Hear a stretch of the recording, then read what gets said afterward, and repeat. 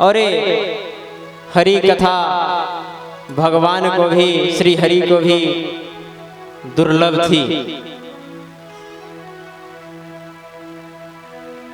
और एक समय सभी देवताओं गणे आपस में वार्तालाप करते हैं, कहीं हम लोग बैठकर हरि समागम और कथा का श्रवण किया जाए।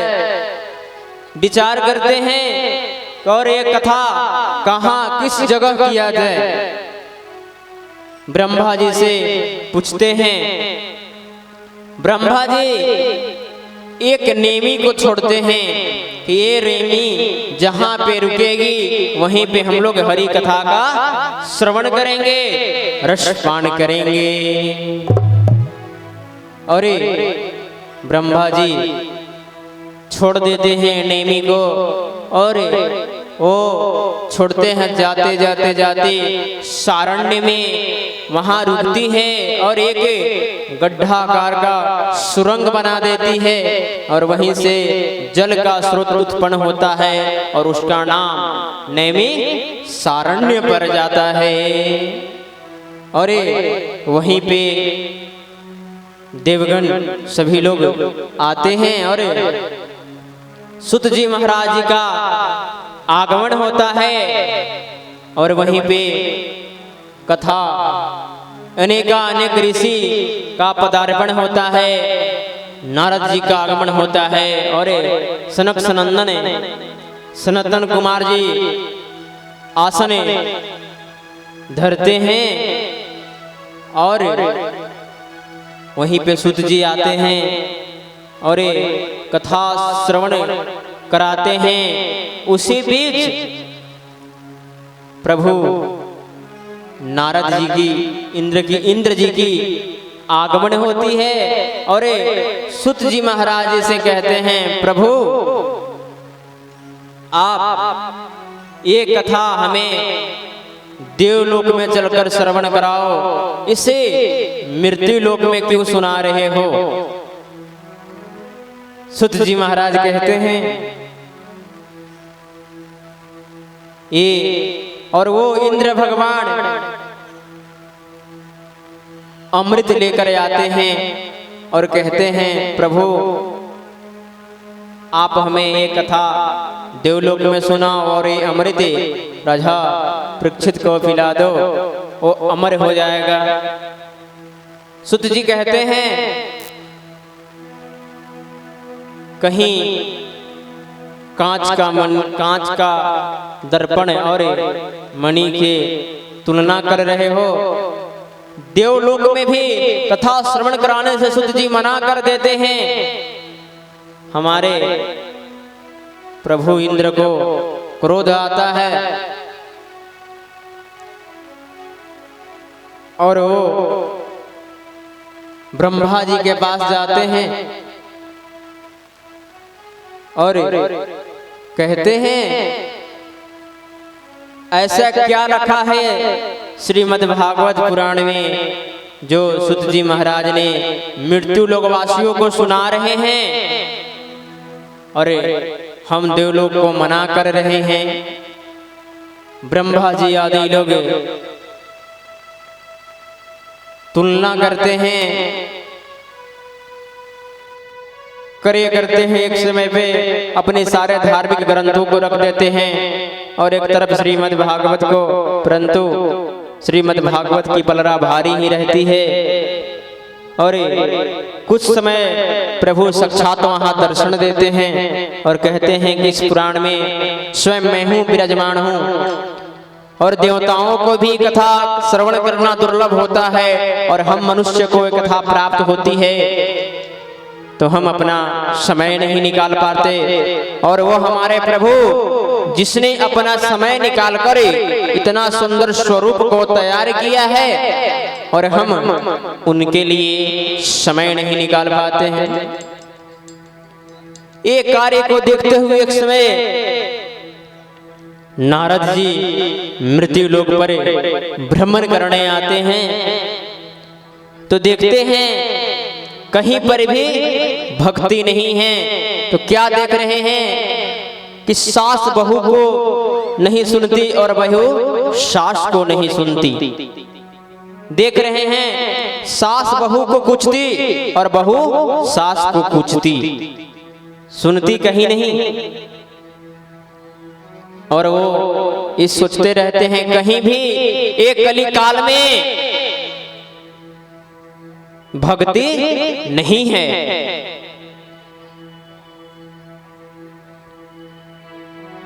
कहा गया है पुष्करम परियागम च रंगवेटम तीर्थयम ब्रह्मणे सर्वदेवस्थले वृंदावन समर्जितम। भ्रमण करते करते वृंदावन में जाते हैं तो वहां देखते हैं कि एक वयोवृद्ध स्त्री वहां आकर उनका स्वरूप आकार मिल जाता है। देखते हैं एक सुंदर स्त्री बैठी हुई है और उनके बाएं दाएं दो वयोवृद्ध बैठे हुए हैं। और वो स्त्री जैसे ही नारद जी को देखती है कहती है भो भो साधु क्षणम तिष्ठ। प्रभु आप रुक जाइए, आपके दर्शन मात्र से तो कल्याण हो जाता है। और आप मेरा दुख का निवारण कीजिए। नारद भगवान पूछते हैं आप हो कौन? हेलो श्रद्धे। और इसी बीच में एक सूचना है कि ये जो आज यज्ञ भगवान की पूर्णाहुति के तत्पश्चात जो भंडारा चल रहा है, भगवान की कृपा है, श्री शत्रुघ्न सिंह परपोता श्रेष्ठ एवं आशीष जी की ओर से आज जो कार्यक्रम चल रहा है भंडारे का पूरा महाप्रसादी इनकी तरफ से है। रात्रि 11 बजे तक श्री शत्रुघ्न सिंह परपोता श्रेष्ठ एवं आशीष जी के उपलक्ष्य में ये भंडारा चल रहा है। भगवान सदा इनका भंडार भरा रखे। जय श्री राधे, जय श्री श्याम। कहते हैं भोगो साधु क्षणम तिष्ठ, आप रुक जाइए और मेरे दुख का निवारण कीजिए। नारद भगवान पूछते हैं आप कौन हो? अहम भक्तिना तुल्यम ज्ञान वैराग्य पुत्रकम ना भक्ति कीर्तनाम देवो वृंदावनम जयस्थले। मैं द्रोणम देश में जन्म लिया, कर्नाटक में पली बड़ी, महाराष्ट्र में भ्रमण की, गुजरात में आया तो थोड़ी कहीं पर भी हमें भक्ति नहीं मिली। और जब मैं वृंदावन में आई तो मेरा स्वरूप मिला। और जब मैं वृंदावन में मेरा स्वरूप मिला तो ये मेरे दो पुत्र ज्ञान और वैराग्य, भक्ति के दो पुत्र हुए ज्ञान और वैराग्य। इनकी ये दशा हो गई है जहां पर भी देख रहे हैं सबे अपने अपने कार्य में लगे हैं, मेरा मेरा कह रहे हैं, धर्म का कोई काम ही नहीं। और ये दशा इनकी यही कारण हुई है, कहीं पर भी भक्ति नहीं है। तो प्रभु आप इनका निवारण करो, आपके दर्शन मात्र से तो कल्याण हो जाता है, आप इनका निवारण कीजिए। अबे नारद जी को समझ में नहीं आती है, मैं इनका कष्ट हरू तो कैसे हरू? श्रीमद् भागवत गीता आदि आदि पुराणों का श्रवण कराते हैं, थोड़ी होश आती है फिर मूर्छित पड़ जाते हैं। फिर आकाशवाणी होती है।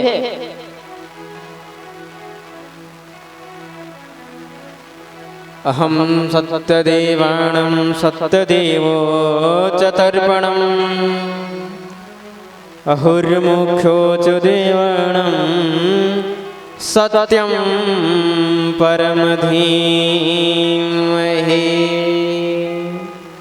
सत्य का मार्गदर्शन कराइए, सत्य का इन्हें श्रवण कराइए और पहचान कराइए। सत्यम परम धीमहि।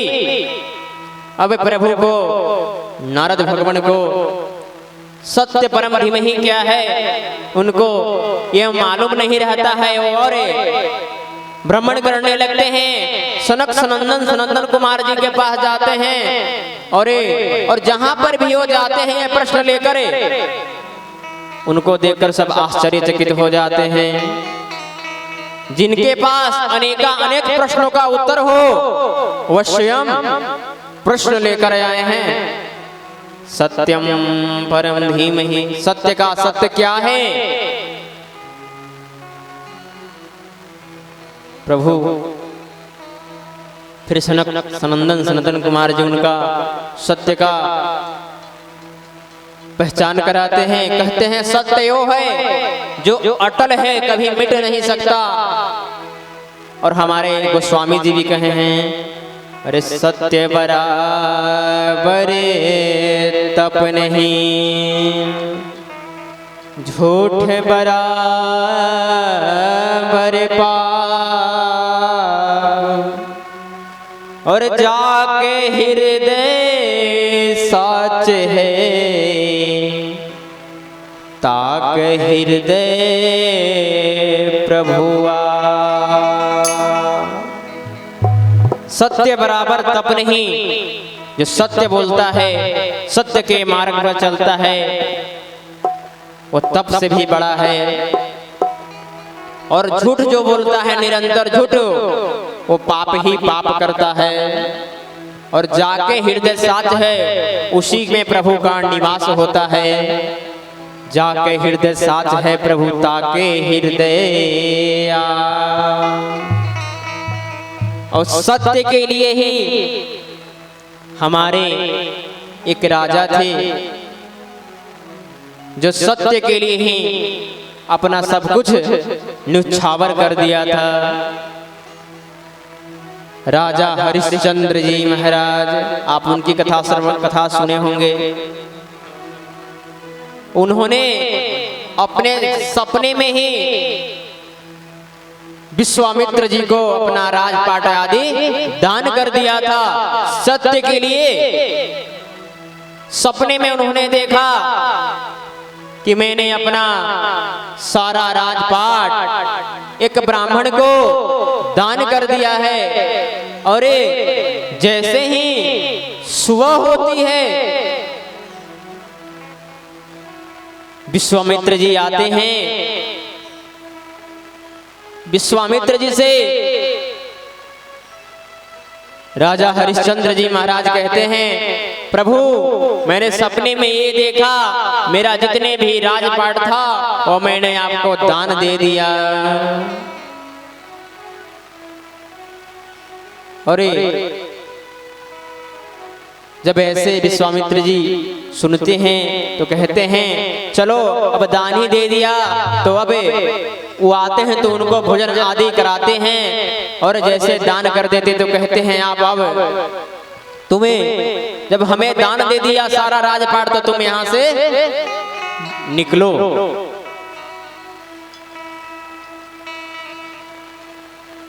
भोजन आदि कराने के बाद विश्वामित्र जी को कहते हैं, अब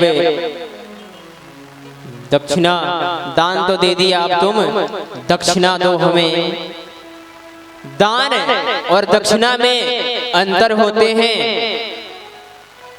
दक्षिणा हुआ अगर आपके यहाँ जो पंडित जी आए, कथा श्रवण कराएं, पूजन पाठन कराएं और आप उनको दक्षिणा दिया, वो दक्षिणा हो गया। और आप दान दिए, जैसे कि यज्ञ में दिए, वो दान किसी गरीब को दिए, किसी मंदिर में दिए तो वो दान हो गया। और किसी पंडित जी को बुलाकर कथा श्रवण करके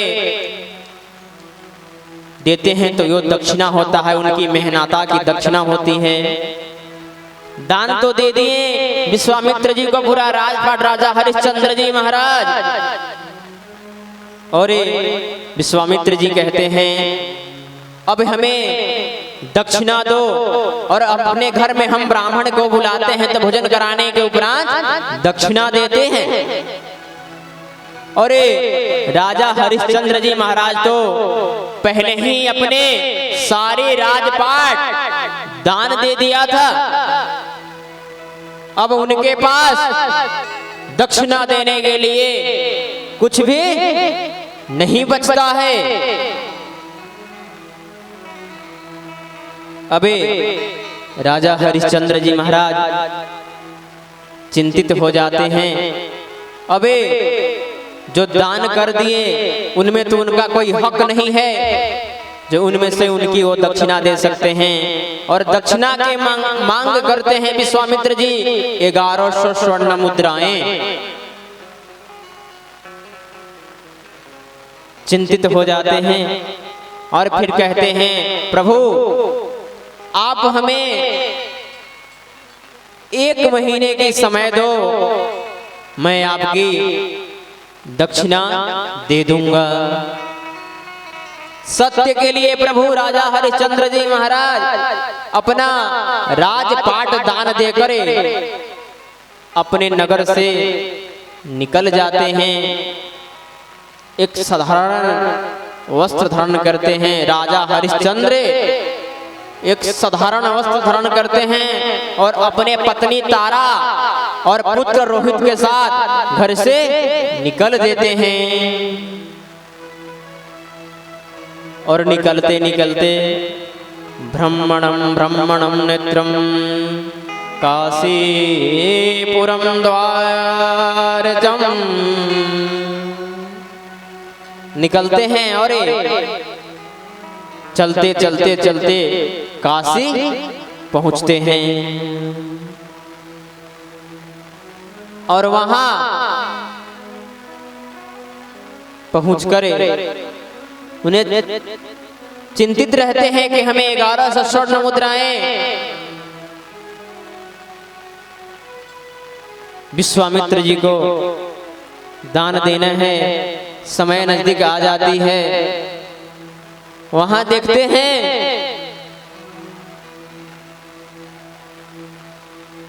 और जाकर स्वयं को अपने आप को बेचने लगते हैं। कहते हैं कोई आओ, कोई मुझे खरीद लो। एक डोम आता है चंडाल शमशान का,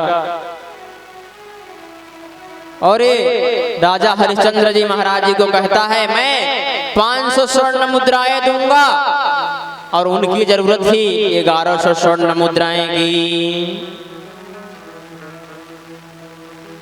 तारा कहती है कोई बात नहीं, आप 500 स्वर्ण मुद्राएं आपको मिल रही है और मैं भी बिक जा रही हूं। तो एक ब्राह्मण के द्वारा तारामती बिक जाती है और उसे 500 स्वर्ण मुद्राएं मिलता है। तारामती कहती है पत्नी चली जाएगी, आ जाएगी, परंतु आपका धर्म चला जाएगा तो वापस नहीं आएगा। अपने पति के धर्म के लिए तारामती एक ब्राह्मण के द्वारा बिक जाती है और 10 स्वर्ण मुद्राएं हो जाते हैं और 100 स्वर्ण मुद्राएं घटता है।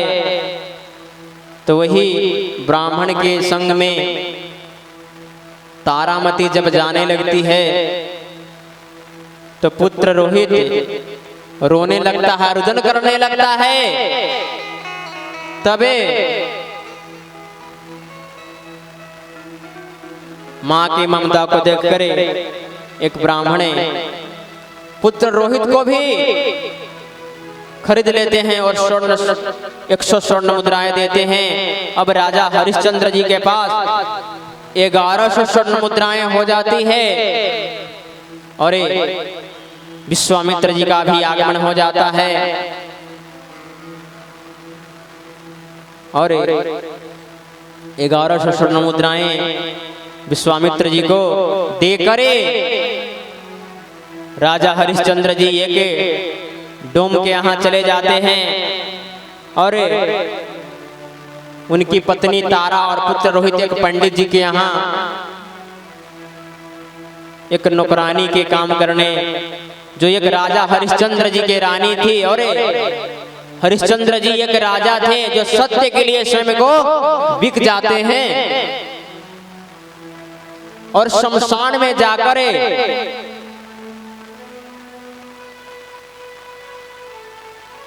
चंडाल का कार्य करते हैं। जो भी मुर्दा जलाने आता है उससे कार्य लेते हैं। काशी में और शिव पुराण में वर्णित है, अगर काशी में जिसकी मृत्यु होती है उसको स्वयं भगवान शिव गुरु मंत्र देने आते हैं।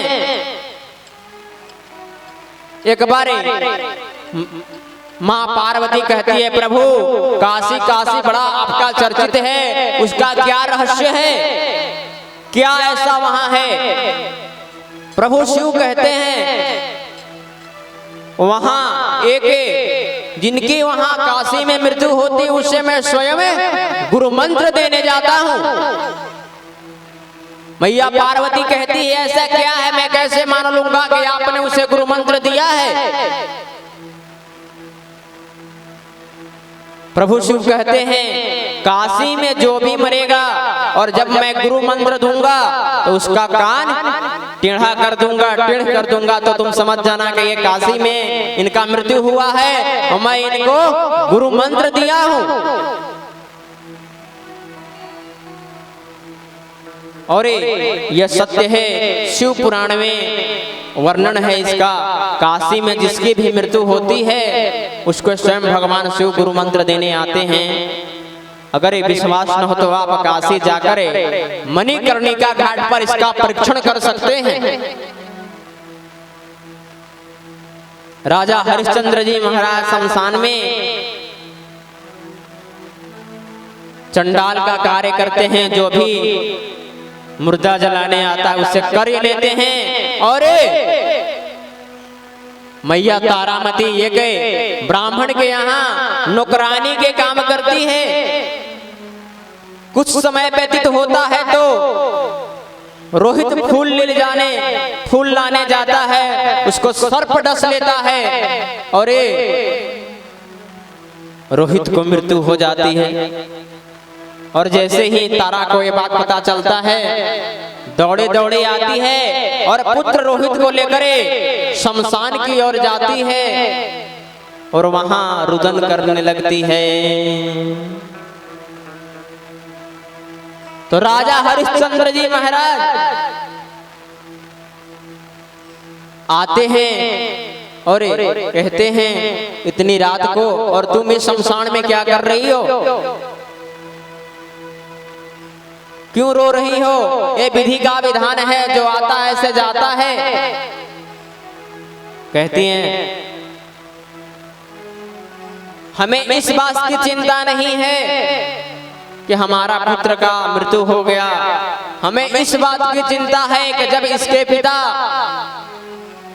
हरिश्चंद्र जी महाराज हमसे पूछेंगे मेरा पुत्र हुआ, पुत्र को क्या हुआ, तो मैं उनको जवाब क्या दूंगी?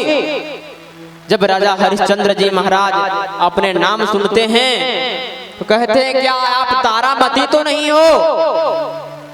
और जैसे ही तारामती सुनती है ऊपर देखती है तो राजा हरिश्चंद्र जी महाराज जी को और सारी वृत्तांत बताती है।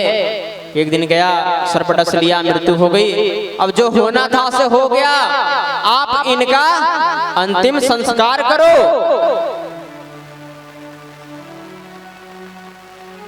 जो होना था से हो गया। थोड़े देर रुदन करने के बाद राजा हरिश्चंद्र जी महाराज माया मोह में बंध जाते हैं। परंतु जैसे ही उनको याद आती है मैं बिक चुका हूं, मैं अपना करे पहूं, हमारा धर्म है, जो आदेश मिला है जो भी मुर्दा जलने आएगा मैं उसे कर लूंगा, तभी अंतिम संस्कार करूंगा। और मैया तारामती कहती है आप अपने पुत्र का अंतिम संस्कार करो। राजा हरिश्चंद्र जी महाराज मना कर देते हैं, कहते हैं पहले तुम कर दो तब मैं अंतिम संस्कार करूंगा। मैया तारा कहती है आपका पुत्र है, मैं आपका पत्नी तारा हूं, आप इसका पिता हैं। राजा हरिश्चंद्र जी महाराज कहते हैं कैसा पुत्र कैसा पत्नी, मैं अपने धर्म पर हूं और जब तक तुम कर नहीं दोगी मैं अंतिम संस्कार नहीं करूंगा।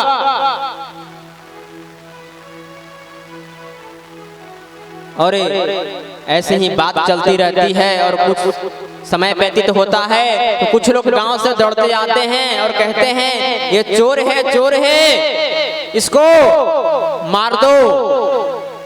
और जैसे ही लोग मारने के लिए हाथ को उठाते हैं वैसे ही प्रभु नारायण वहां प्रकट हो जाते हैं। बोलिए नारायण भगवान की। प्रभु वहां प्रकट हो जाते हैं और जैसे ही राजा हरिश्चंद्र प्रभु को देखते हैं साष्टांग प्रणाम करते हैं और कहते हैं प्रभु आप। नारायण कहते हैं हाँ, क्या आपको विश्वास नहीं था मेरे ऊपर? प्रभु कहते हैं मैं जानता था कि मेरा एक भक्त राजा हरिश्चंद्र सत्यवादी है, परंतु जब मैं कहता कि मेरा राजा हरिश्चंद्र सत्यवादी है तो कोई नहीं मानता। ये लोग हैं ना, लोग प्रत्यक्ष देखने के बाद ही मानते हैं, प्रत्यक्षम कहने से नहीं मानते, हमें कहने से नहीं होता। अबे लोग तुम्हें जाने कि तुम सत्यवादी हो और ये सत्य के लिए राजा हरिश्चंद्र ने अपना सारा राजपाट छोड़कर एक चंडाल के हाथे बिक जाते हैं। सत्य बराबर तब नहीं, झूठ बराबर पाप, और जाके हृदय साथ है प्रभु ताके हृदय। सत्य के परीक्षा करने आते हैं प्रभु। और अगर आप सरल भाव रहोगे, सरल तो सरल भाव लोगों के पास ही प्रभु का वास होता है। चतुर लोगों के पास प्रभु नहीं जाते, भगवान नहीं जाते। आप स्वयं देख लो, अगर कहीं बैठ रहे होगे तो कहीं उसमें से एक चतुर व्यक्ति हो, थोड़ा अपने आप में हो, अहंकारी हो, तो आप उसके साथ नहीं बैठोगे कि बोले थोड़ा ये ऐसे है वैसे है। और जो सरल स्वभाव के होगा तो आप उसके साथ बैठना चाहोगे कि सरल भाव का है। और प्रभु सत्य का परीक्षण लेने आते हैं और सत्य के लिए राजा हरिश्चंद्र सब कुछ कार्य आदि छोड़कर एक डोम के यहाँ बिक जाते हैं। और आज हम लोग झूठ पर झूठ, झूठ पर झूठ बोले जाते हैं। आज तो एक दूरभाष यंत्र चला है, रहेंगे VID तो कहेंगे कि नीमटाड़ में है, उसका भी वहां अंकित होता है। जिंदा में तो ये होता है, ये होता आप जानते हो, परंतु मरने के उपरांत क्या होता है आप नहीं जानते। जैसे आपकी मृत्यु होगी, परंतु आज एक ये भी चला है, कोई भी मरता है तो स्वर्गवासी।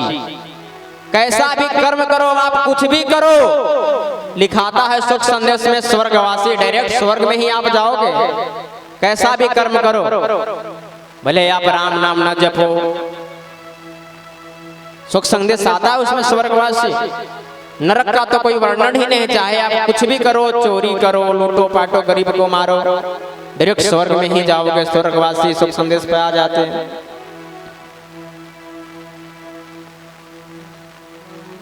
परंतु सत्य है प्रभु, अटल है, सत्य के समान है। ऐसे ही एक भक्त था, ऐसे एक जगह समागम चल रही थी सत्संग के, गुरुजी सत्संग श्रवण करा रहे थे और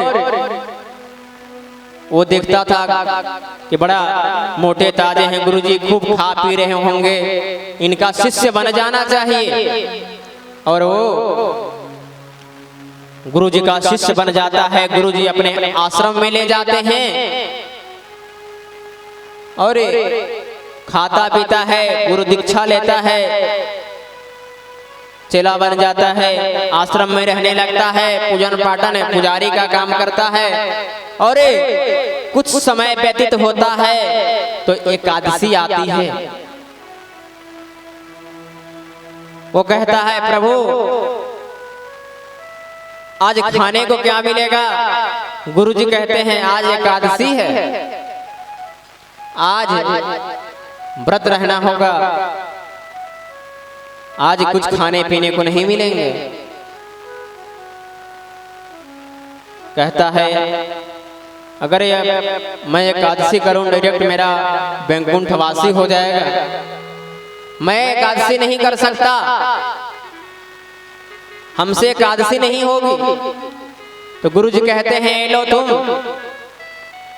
अने राशन पानी और तुम जाओ अपना भोजन बनाकर पा लेना, परंतु ठाकुर जी का भोग अवश्य लगाना, भोग लगाकर ही पाना। अपना राशन पानी लेता है और वो भोजन आदि बनाता है। तब याद आती है गुरुजी ने कहा था कि भोग लगाकर ही खाना। भोजन बना लेता है, आगे रखता है और ये तुलसी आदि और ठाकुर जी से कहता है प्रभु राम आइए, सीताराम आइए, मेरे भोजन को भोग लगाइए। प्रभु राम आइए, सीताराम आइए, मेरे भोजन हरि बोल। तालियों को सेवा देते रहेंगे। वो भोजन बना लेता है और प्रभु से कहता है प्रभु राम आइए, सीताराम आइए, मेरे भोजन को भोग लगाइए। प्रभु राम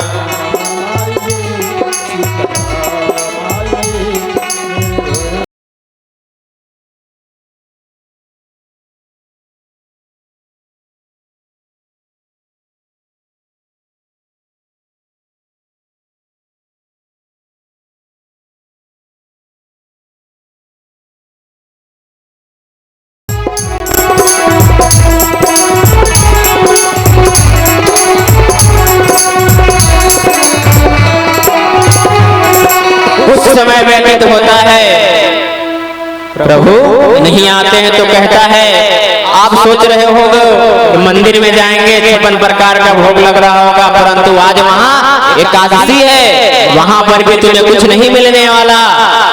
और जैसे ही ये बात को प्रभु सुनते हैं, क्षमा के वहाँ विराजमान हो जाते हैं। बोलिए नारायण भगवान की।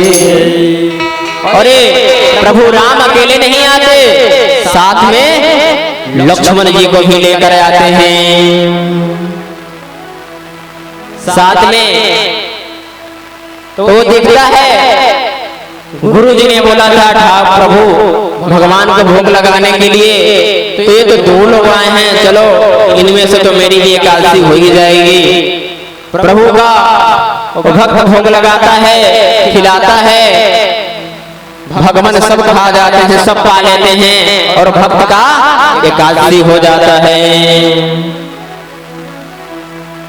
और जैसे ही आश्रम लौटता है, गुरुजी पूछते हैं क्या कुछ पाए, भोग लगाया था? भक्त कहता है हाँ गुरुजी मैंने बनाई, परंतु सबे ठाकुर जी ही खा लिए, आज मेरी एकादशी हो गई। और कुछ समय व्यतीत होता है, फिर एकादशी आती है और वो फिर राशन पानी लेकर जाता है। और गुरुजी कहते हैं भोग लगाकर ही पाना, ऐसे मत पाना। और वो फिर जाता है बनाता, भोजन आदि बनाता है, बनाने के बाद फिर कहता है प्रभु राम आइए, सीता राम आइए, मेरे भोजन को भोग लगाइए।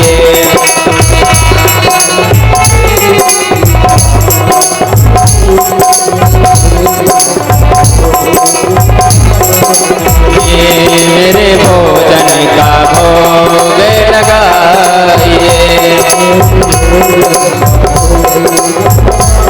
और इस बार प्रभु राम लक्ष्मण साथ में सीता जी को भी लेकर आ जाते हैं। और इस बार भी सारे भोजन को ठाकुर जी प्रभु राम लक्ष्मण मैया सीता पा जाते हैं। और इस बार भी उसकी एकादशी हो जाती है। इस बार भी वो आश्रम को लौटता है। वहां पे गुरुजी पूछते हैं क्या इस बार पाया भोजन बनाकर?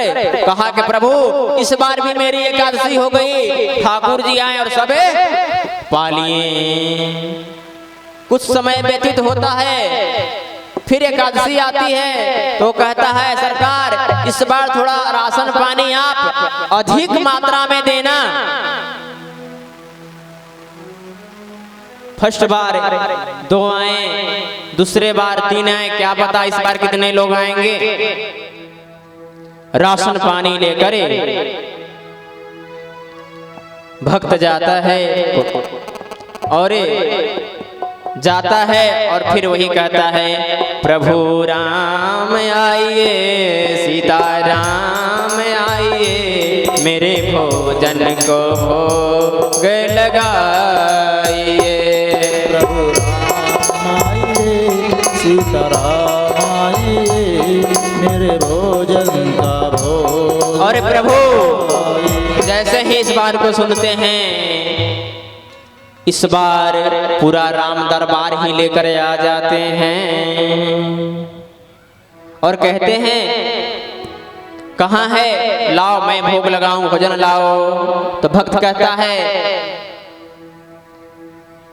मैं बनाऊं और आप सब स्वयं पा ही जाते हो, मेरी तो एकादशी ही हो जाती है, तो आप स्वयं बनाओ और स्वयं पाओ।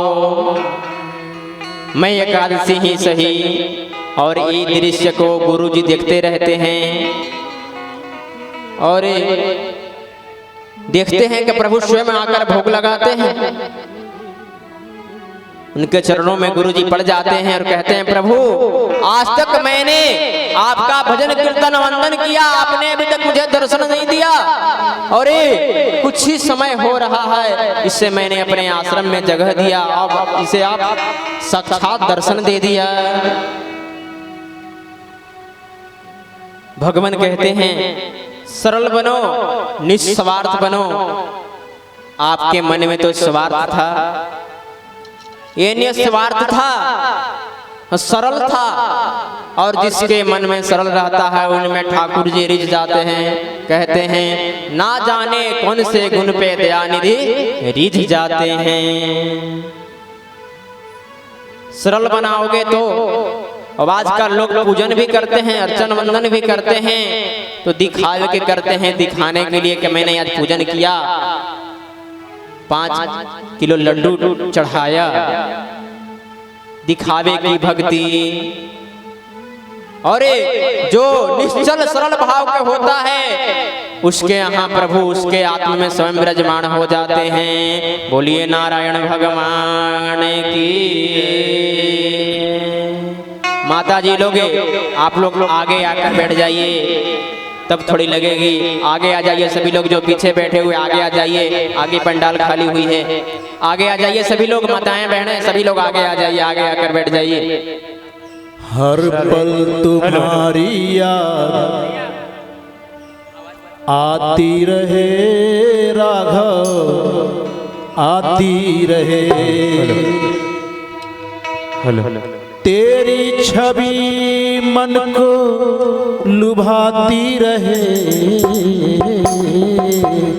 हरि बोल। हर पल तुम्हारी याद आती रहे राघव, तालियों का स्वागत आती करेंगे। रहे। हर पल तुम्हारी याद आती रहे राघव, आती रहे। तेरी छवि मन को लुभाती रहे, हर पल तुम्हारी याद आती रहे राघव, आती रहे। हर पल तुम्हारी याद आती रहे राघव, आती रहे।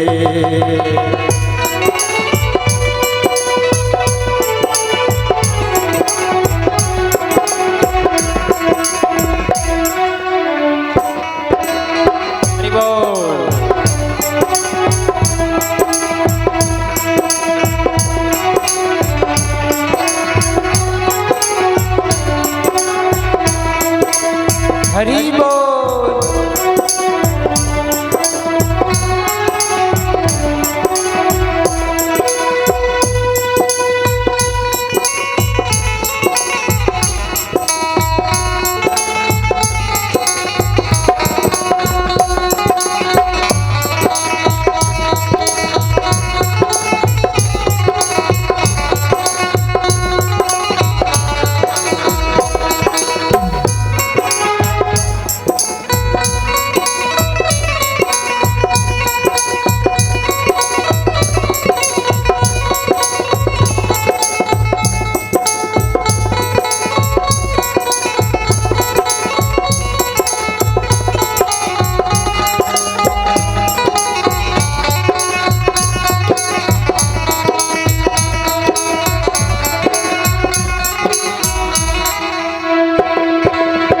हर पल तुम्हारी याद आती रहे राघव, आती रहे।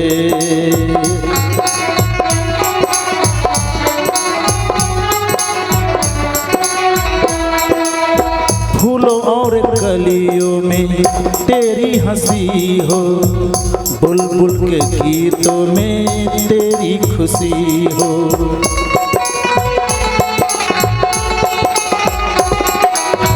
फूलों और कलियों में तेरी हंसी हो, बुलबुल के गीतों में तेरी खुशी हो। बानी तेरे गुण गाती रहे, हर पल तुम्हारी याद आती रहे राघव, आती रहे। हर पल तुम्हारी याद आती रहे राघव, आती रहे। तेरी छवि मन को लुभाती रहे, हर पल तुम्हारी याद आती रहे राघव, आती रहे।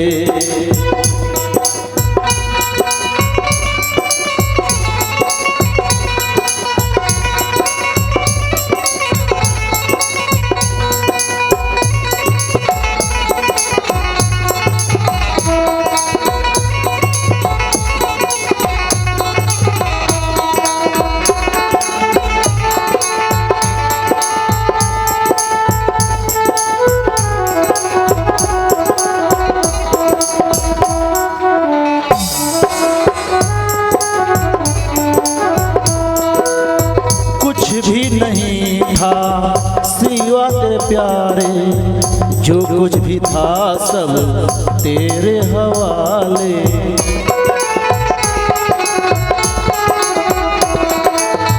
कुछ भी नहीं था सिवा तेरे प्यारे, जो कुछ भी था सब तेरे हवाले। नैनों में तेरी छवि समाती रहे, नैनों में तेरी छवि समाती रहे। हर पल तुम्हारी याद आती रहे राघव, आती रहे। हर पल तुम्हारी याद आती रहे राघव, आती रहे। तेरी छवि मन को लुभाती रहे, हर पल तुम्हारी याद आती रहे राघव, आती रहे।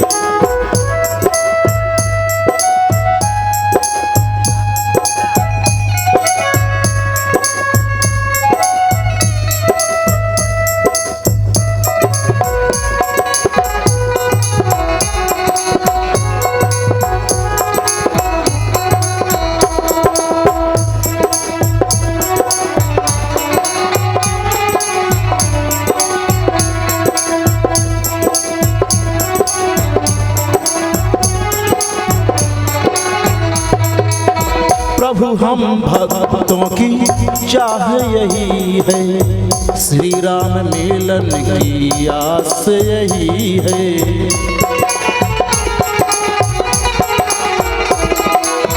प्रभु हम भक्तों की चाह यही है, श्री राम मिलन की आस यही है। जिह्वाय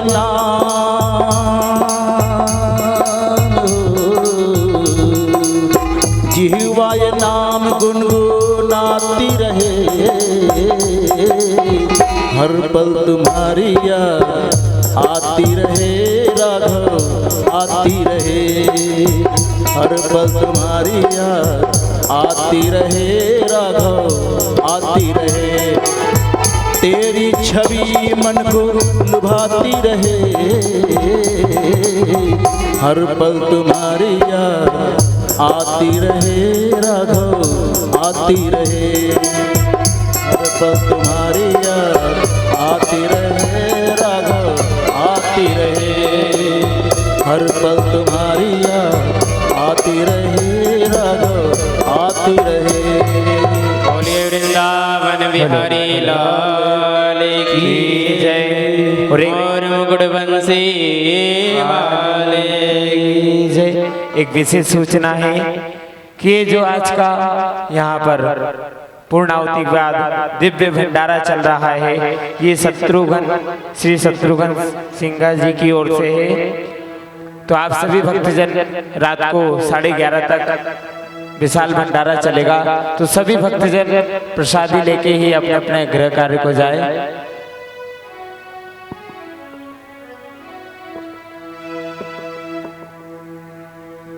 बोलिए नारायण भगवान की जय। कहा गया है अन्न क्षेत्रे कृतम पापम पुण्य क्षेत्रे विनश्यति। अगर किसी कारण भी कोई पाप किए हुए तो पुण्य क्षेत्र में भाग लेते हैं तो वो पाप नष्ट होता है। अन्न क्षेत्रे कृतम पापम पुण्य क्षेत्रे विनश्यति। हम लोग जन्म लिए, भगवान मेरा सुंदर स्वरूप दिया और हम आए तो माया मोह में बंध गए।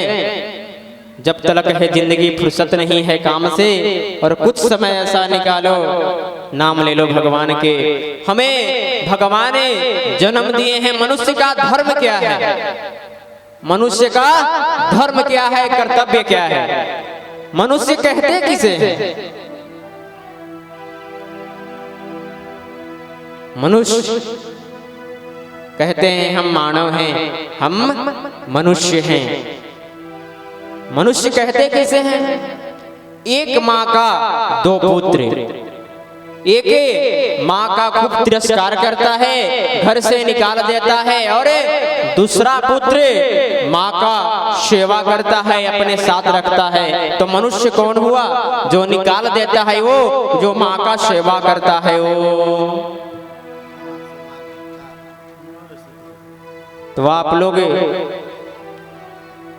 समझ लो मनुष्य कौन है। इंसान कहते किसे हैं? पराया दर्द अपनाए उसे इंसान कहते हैं। लोगों में बाट चट कर खाए उसे इंसान कहते हैं। यूं भरने को तो पक्षी भी अपने पेट भर लेते हैं। लोगों में बाट चुट कर खाए उसे इंसान कहते हैं। जो गैरों का दर्द को भी अपना दर्द समझे उसे इंसान कहते हैं। मनुष्य धर्म मिला, खाओ पियो ऐश करो, अपना काम धंधे में लगे रहो, प्रभु के लिए समय नहीं निकालो, सब यहीं पड़ा रह जाएगा। तू कहता मेरा मेरा, यहाँ कोई भी नहीं है तेरा। एक बालक था, संत जी प्रवचन कर रहे थे कि यहाँ कोई किसी का नहीं है। तो बालक कहता है, संत जी आप गलत कह रहे हो, मेरी माता जी हैं, मेरे पिताजी हैं, आप कहते हो कोई नहीं है। संत जी कहते हैं सब माया मोह है, तुम्हें माया मोह के बंधन में हो, यहाँ कोई किसी का नहीं है। कहता है कि नहीं, ये आपका बात गलत है, मेरे माता जी हैं, पिताजी हैं, भाई है, बहन है, सभी लोग हैं, आप कहते हो कोई नहीं है, ये आप गलत कह रहे हो। संत जी कहते हैं चलो मान लिया तुम्हारा सब कोई है, मैं इसका परीक्षण करता हूं। तुम्हें यहां से घर जाना और कुछ समय के लिए मरने का नौटंकी करना, और मरने का नौटंकी करना, और मैं वहां पे आऊंगा, परीक्षण कर ले। तुम कहते हो ना सब मेरा है, माताजी हैं, पिताजी हैं, भाई है, बहन है, बंधु सभी लोग हैं। अगर मैं गलत कह रहा हूं, तुम घर जाना और मरने का नौटंकी करना, और मैं वहां आऊंगा और बताऊंगा कौन तुम्हारा है कौन नहीं है। और बालक घर जाता है और सांस को अपनी रोक लेता है, मरने का नौटंकी करता है। कुछ समय व्यतीत होता है, सब रुदन करते हैं, रोते गाते हैं, और सब रोने लगते हैं, शमशान ले जाने के तैयारी करते हैं। और उस बालक को मन में संकोच भी है, कहीं लोग हमें जिंदे में जला ना दे, और संत जी आएंगे कि नहीं आएंगे, इंतजार करते रहता है। सांस रोके बेचारा सब कुछ बांधते हैं, ले जाने की तैयारी करते हैं। जैसे ही आप लोगों से अनुरोध है, प्रसाद लेने टाइम में आए, पतल दो ना, डस्टबिन। हेलो, जैसे ही संत जी का आगमन हो जाता है, लोग कहते हैं, संत जी कहते हैं क्या हुआ, क्यों रुदन हो रही है, क्यों रो रहे हैं, क्या बात है। मैया आती है बालक के, कहती है देखो न संत जी महाराज, ये हमारा पुत्र था, ये मेरा बालक था, इसकी मृत्यु हो गई है।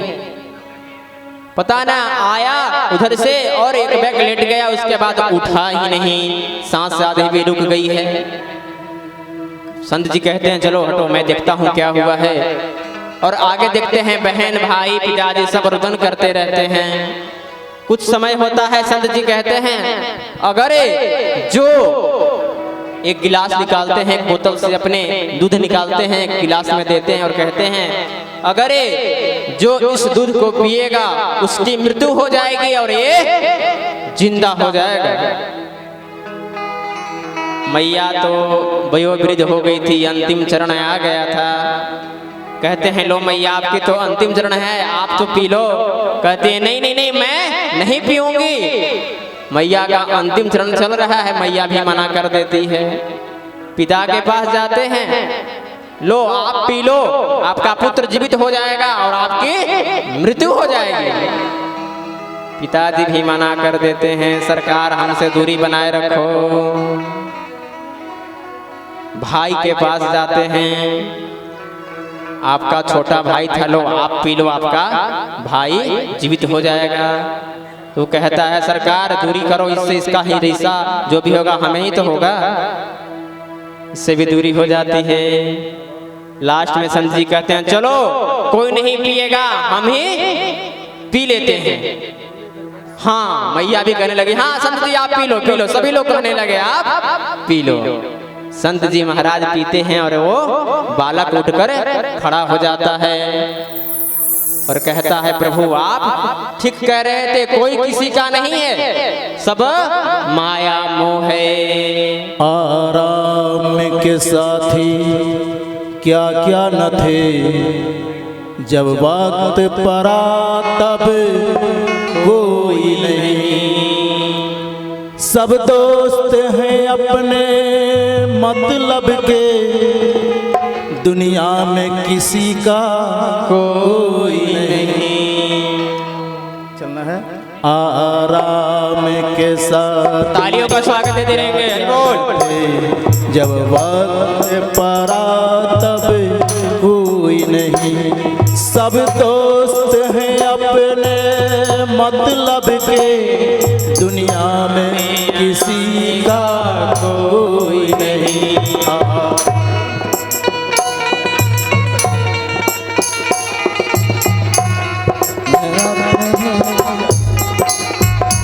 आराम के साथी क्या क्या न थे, जब वक्त पड़ा तब कोई नहीं।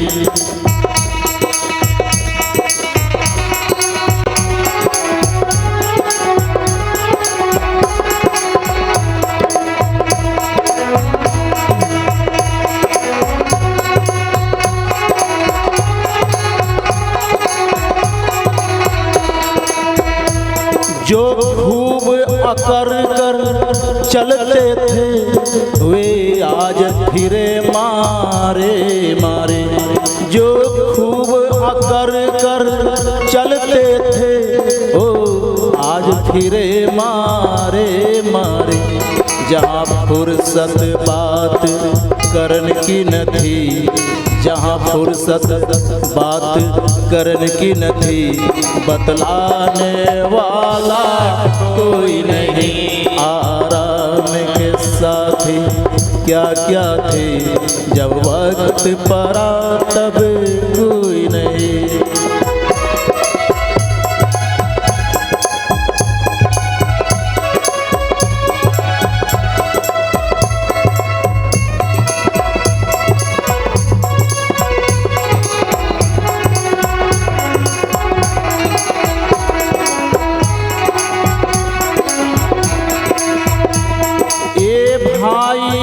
बंधु लोग सभी जो दिखत हैं अपने अपने,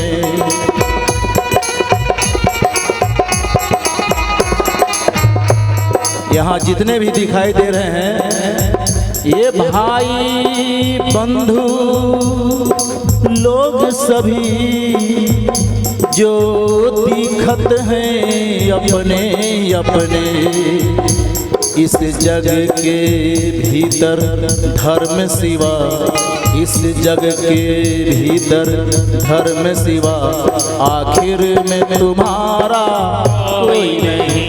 आराम के साथी क्या क्या न थे, जब वक्त पड़ा तब कोई नहीं। सब दोस्त हैं अपने मतलब के, दुनिया में किसी का कोई नहीं। आराम के साथी क्या क्या न थे, जब वक्त पड़ा तब कोई नहीं।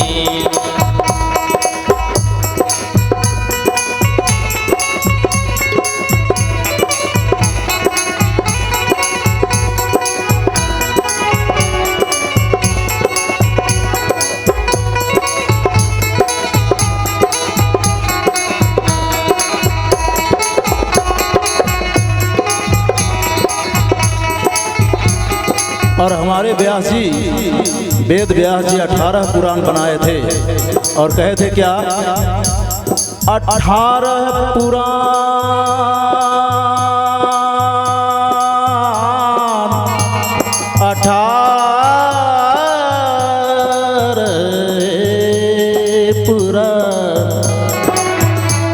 18 पुराण बनाए थे, पर अंत बचन ये दो ही सही।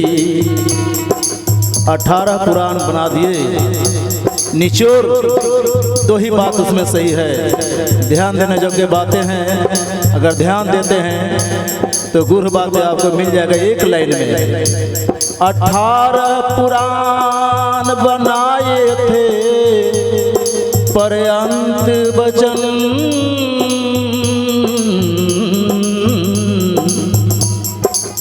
दो ही सही। क्या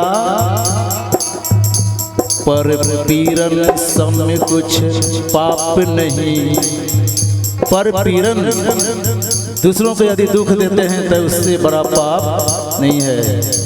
पर पीरन सम कुछ पाप नहीं, नेकी सम पुण्य है कोई नहीं। आराम के साथी क्या क्या न थे, जब वक्त पड़ा तब कोई नहीं। सब दोस्त हैं अपने मतलब के, सब दोस्त हैं अपने मतलब के, दुनिया में किसी का कोई नहीं। आराम के साथी क्या क्या न दे, जब वक्त पड़ा तब कोई नहीं। आराम के साथी क्या क्या न दे, जब वक्त पड़ा तब कोई नहीं। जब वक्त पड़ा तब बोलिए नारायण भगवान की जय। मोर मुकुट बंसी वाले की।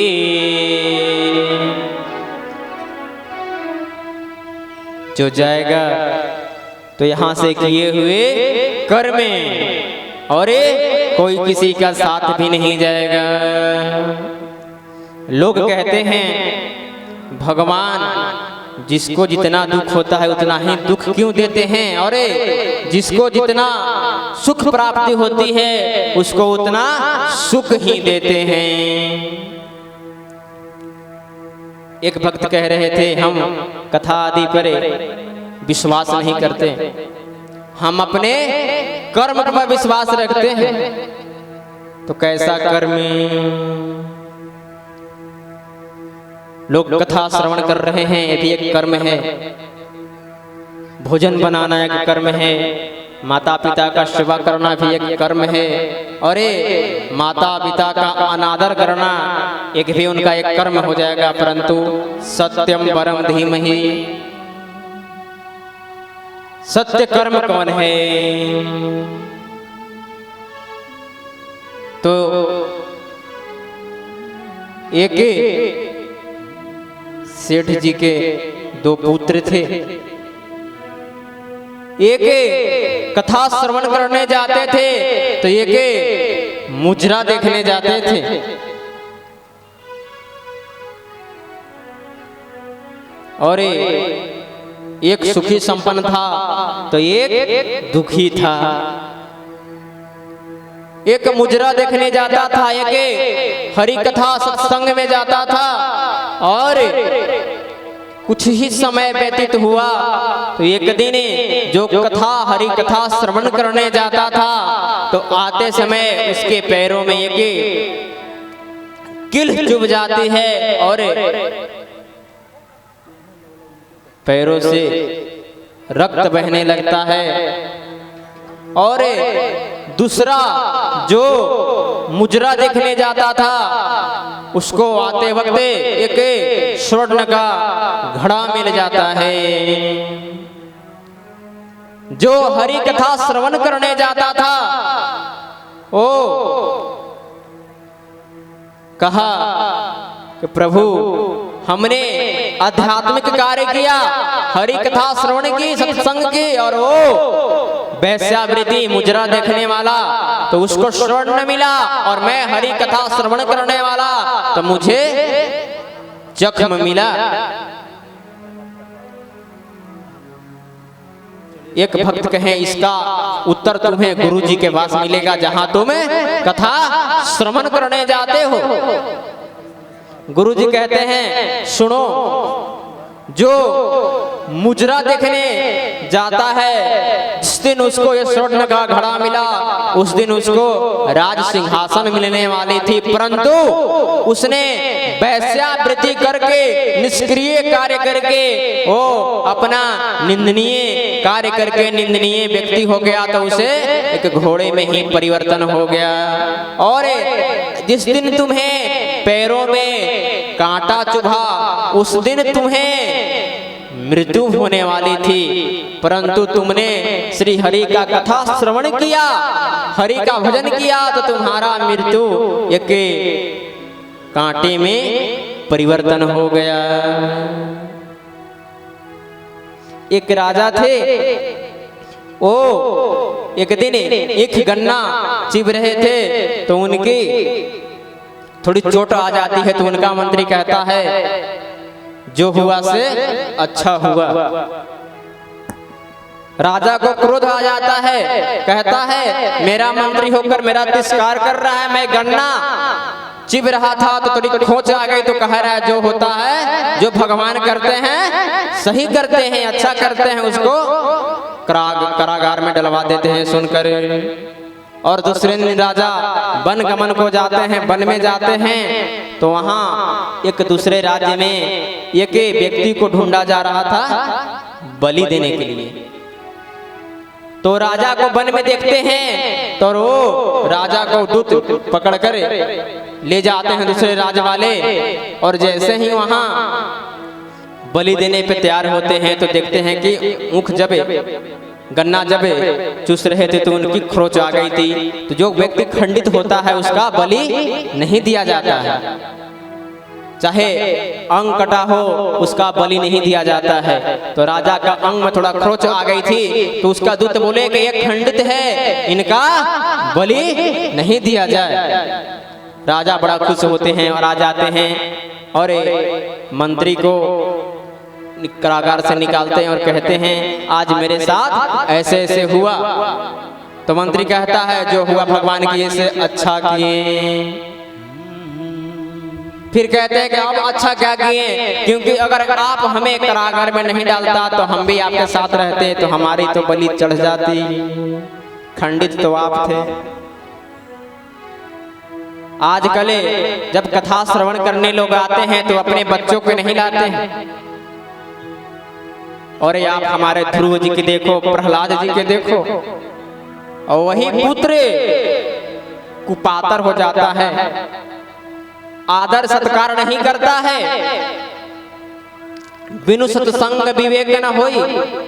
आप अपने बच्चे को कितना भी पढ़ा लो लिखा लो, विवेक आएगा तो सत्संग से ही आएगा, बिनु सत्संग विवेक न होई। आजकल तो दूरभाष यंत्र एक चल गया है, फोन। बच्चे का जैसे उम्र हुई कि ना हुई फोन धरा देते हैं और उसी में सब फेसबुक व्हाट्सएप में लग जाते हैं। पहले शिक्षा दी जाती थी, सर्वप्रथम उठो तो कराग्रे वस्ते लक्ष्मी हस्तरेखाएं के दर्शन किया जाता था और पृथ्वी माता को प्रणाम किया जाता था। उसके उपरांत माता पिता बड़ोजनों से आशीर्वाद लिया जाता था। और आज जब से फोन चला है, व्हाट्सएप पापा और फेसबुक मम्मी, सुबह सुबह उसी के दर्शन करेंगे। अच्छा, कौन कौन सुबह सुबह माता पिता का प्रणाम करते हैं? जरा हाथ उठाइएगा सुबह सुबह, जो करते होंगे वही उठाइएगा।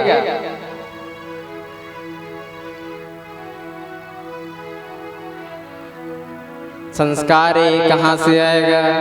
जब सत्संग में लाएंगे, बिनु सत्संग विवेक न होई। और आप हमारे प्रहलाद जी को देख लो, जब से उनका जन्म हुआ, उनके पिताजी ने उन्हें कहा कि तुम मेरा नाम भजो, प्रभु का नाम मत भजो। उसके उपरांत भी प्रहलाद जी ने प्रभु का सुमिरन किया, प्रभु का नाम नारायण नारायण करते रहते थे। और जहां तक कि उनकी बुआ जी भी उन्हें मारने की तैयारी की थी। जो हम लोग होलिका दहन करते हैं ना,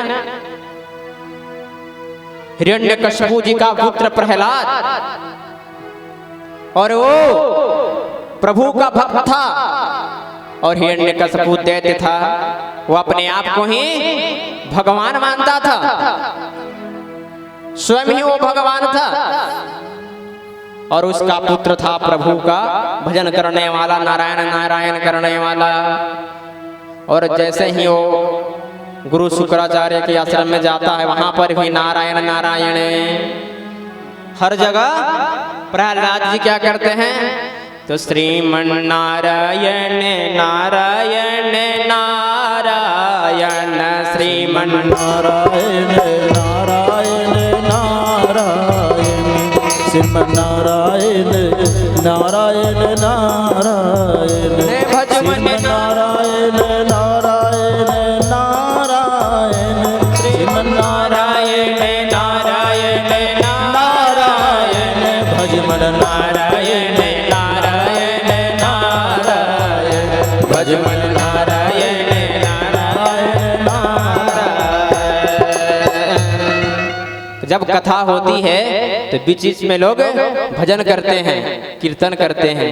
ये किस लिए करते हैं? तो हमने अपने गुरु जी से यह प्रश्न किया था कि महाराज जब भी कथा होती है तो बीच में भजन कीर्तन सत्संग होती है, ये क्यों होती है? तो गुरु जी कहे थे कि जो व्यक्ति पाप किए रहता है और जब सत्संग के कथा पंडाल में बैठ जाता है और हरि नाम संकीर्तन को गाता है तो वो पाप निकलते हैं। तो हमने पूछा कि फिर वो पाप जाते कहाँ हैं? तो पाप पूछता है, पाप जब निकलता है तो कहता है मैं पाप निकल जाऊं तो अब मैं कहाँ को जाऊं? तो कहते हैं जो बगल में बैठे रहते, जो ना गाँव भजन उसके में प्रवेश कर जाऊं।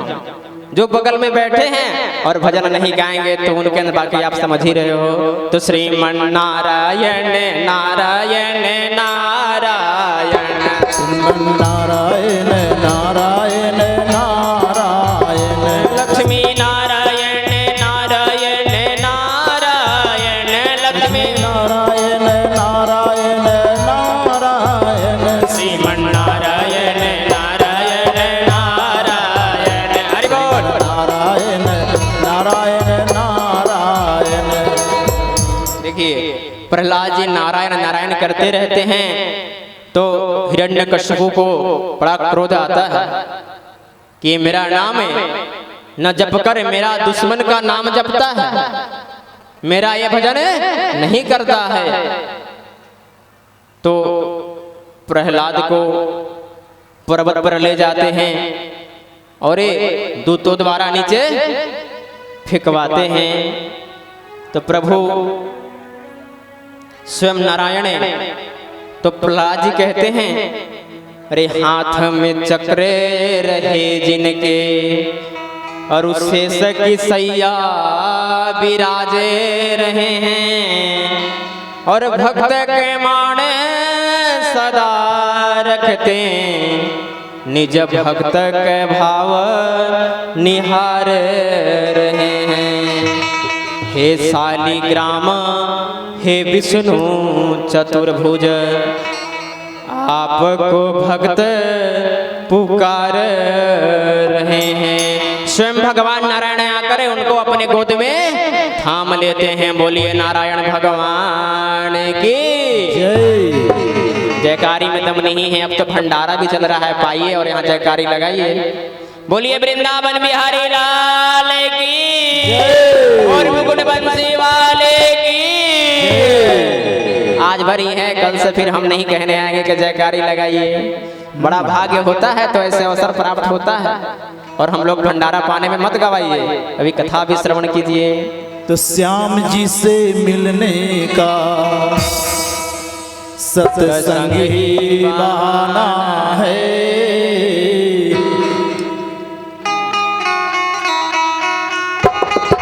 हरि बोल।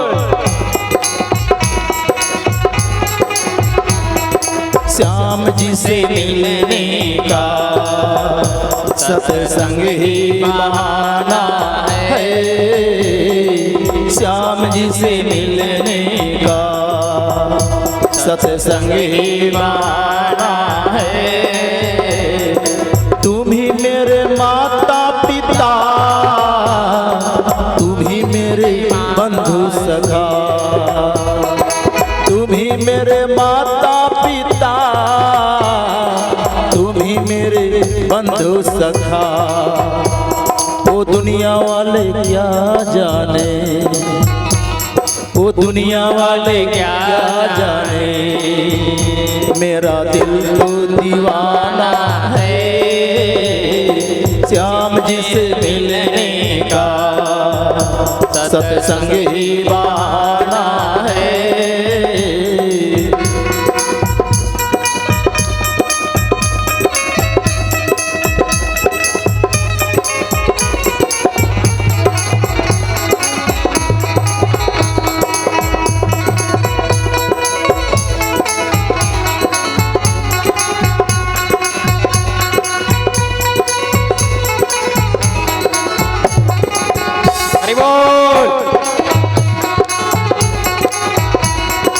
सभी लोग हाथ उठा के गाएंगे।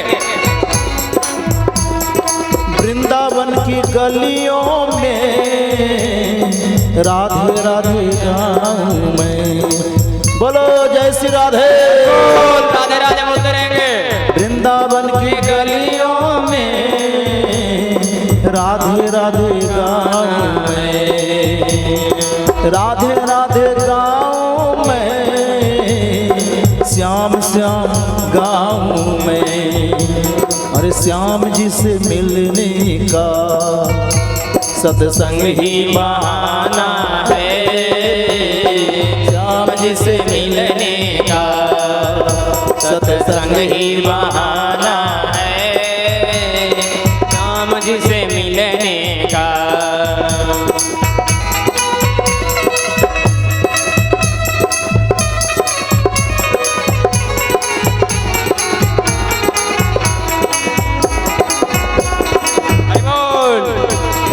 जब भी तुम बुलाओगे मुझे दौड़े चले आना है, कहाँ सत्संग में जहाँ हरि चर्चा हो, कहाँ हरि का। जब भी तुम बुलाओगे मुझे दौड़े चले आना है, क्योंकि सांवरे से मिलने का, सांवरे से मिलने का सत्संग ही बहाना है, श्याम जी से मिलने का सत्संग ही बहाना है।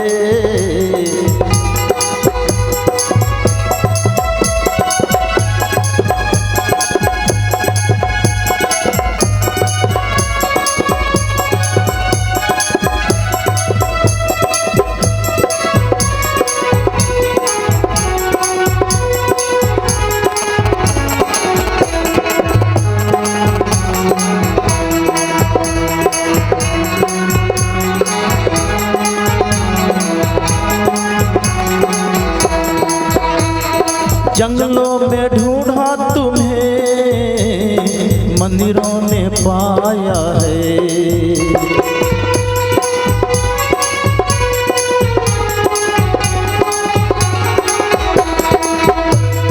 जंगलों में ढूंढा तुम्हें मंदिरों में पाया है, अरे भक्तों के हृदय में, भक्तों के हृदय में मेरे श्याम का ठिकाना है, भक्तों के हृदय में मेरे श्याम का ठिकाना है, श्याम जी से मिलने का सत्संग ही बहाना है, श्याम जी से।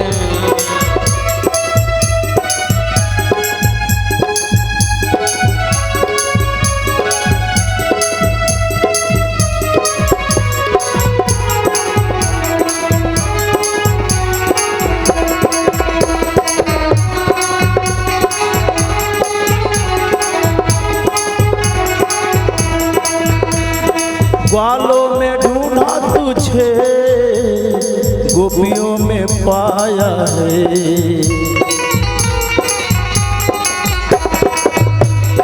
ग्वालों में ढूंढा तुझे गोपियों में पाया है, हे राधा जी के हृदय में, हे राधा जी के हृदय में मेरे श्याम का ठिकाना है, राधा जी के हृदय में मेरे श्याम का ठिकाना है। श्याम जी तुझसे मिलने का सत्संग ही बहाना है। श्याम तुझसे मिलने का सत्संग ही बहाना है।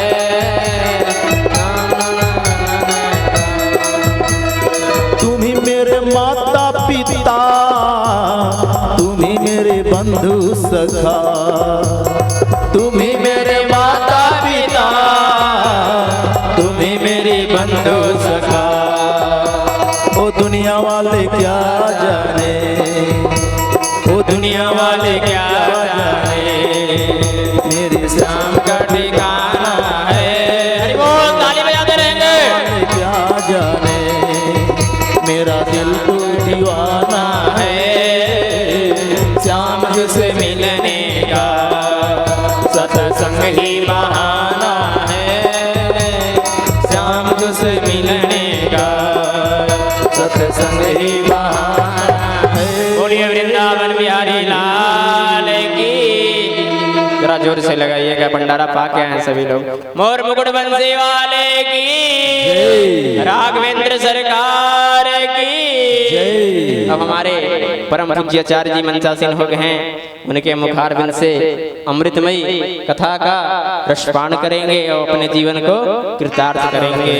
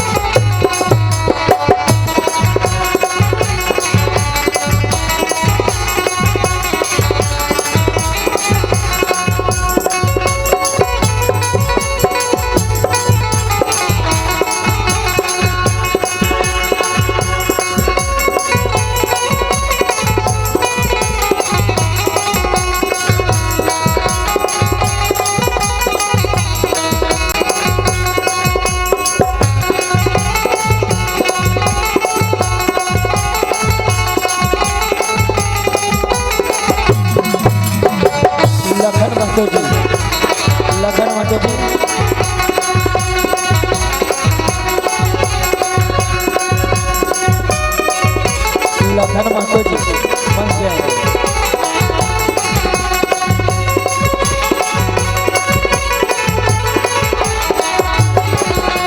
राधे राधे।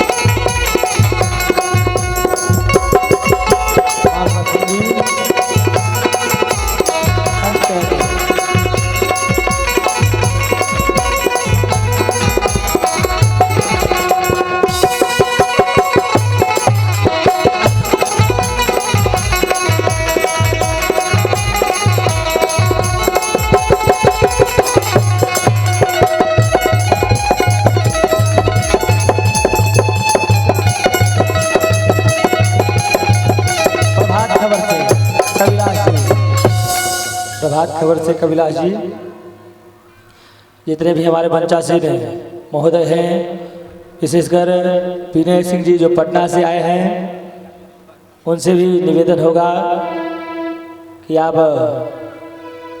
मंच पे उपस्थित हों।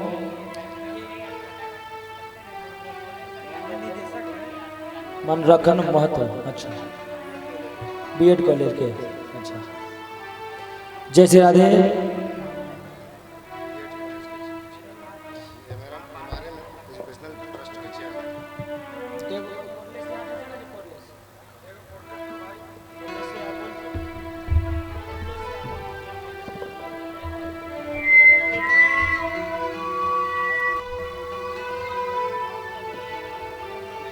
जय श्री राधे। जय श्री राम।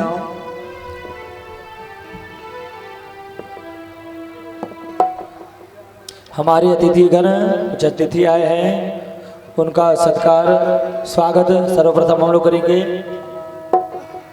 उनका नाम इस प्रकार है। इस यज्ञ में हमारे लोकप्रिय और सम्मानित श्री मनरखन महतो जी, MRM एजुकेशनल के ट्रस्ट के चेयरमैन, प्रभात खबर के कविलास जी, हमारे लोकल पत्रकार महोदय जी हैं, और पटना से आए हुए हैं हमारे विनय जी। इनको मंच की ओर से हार्दिक स्वागत है, हार्दिक अभिनंदन है। इस यज्ञ समिति की ओर से हार्दिक स्वागत है, हार्दिक अभिनंदन। अशोक साहू जी जो बड़गाई से आए हुए हैं, वो भाजपा के ओबीसी मोर्चा के कोषाध्यक्ष, उनको भी यज्ञ समिति की ओर से हार्दिक स्वागत है और हार्दिक अभिनंदन करते हैं।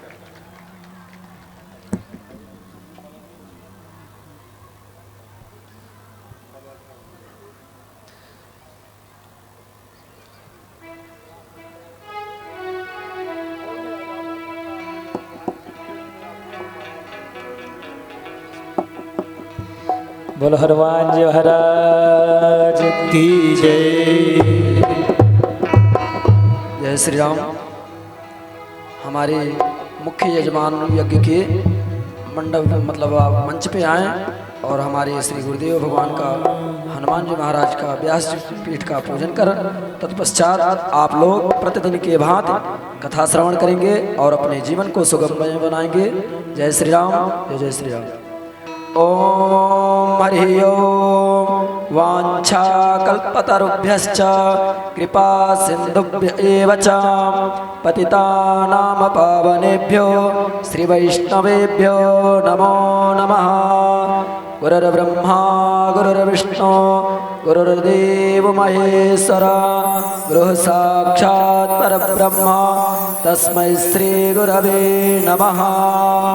अखंडमंडलाकारं व्याप्तं येन चराचरं तत्पदं दर्शितं येन तस्मै श्री गुरवे नमः।